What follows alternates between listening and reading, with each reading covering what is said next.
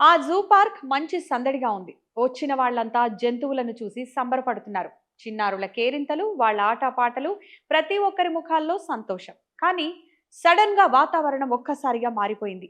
ఎక్కడ చూసినా full tension. Zoo park staff face లో ఆ భయం స్పష్టంగా కనిపిస్తోంది. ఎందుకంటే సింహం తప్పిపోయింది. నేను సింపుల్ గా చెప్పాను కానీ ఒక్కసారి మీరు ఆ జూలో ఉన్నట్టు ఊహించుకోండి. చెమటలు పట్టాయి కదా?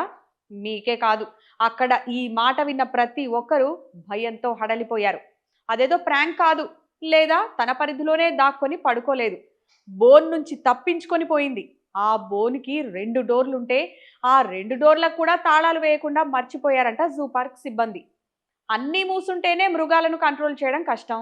అలా ఫ్రీగా వదిలేస్తే ఊరుకుంటాయా? అందుకే రాయల్‌గా, వెరీ స్టైల్‌గా అలా నడుచుకుంటూ బయటకొచ్చేసిందంట ఆ సింహం.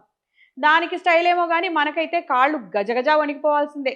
అందుకే అలా వణికిపోతూ ఫస్ట్ సందర్శకులను బయటకు పంపించేసి, ఆ తర్వాత వెతికితే 2:30 గంటల తర్వాత ఓ పొదలో కనిపించింది సింహం. దానికి మత్తుమందిచ్చి మెల్లగా బోన్‌లోకి తీసుకొచ్చారు. ఏదో ఒక రకంగా ముందే పట్టుకున్నారు కాబట్టి సరిపోయింది.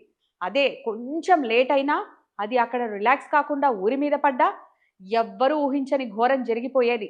అన్నట్టు ఇది ఎక్కడ జరిగిందో చెప్పలేదు కదూ! బంగ్లాదేశ్‌లోని ఢాకాలో.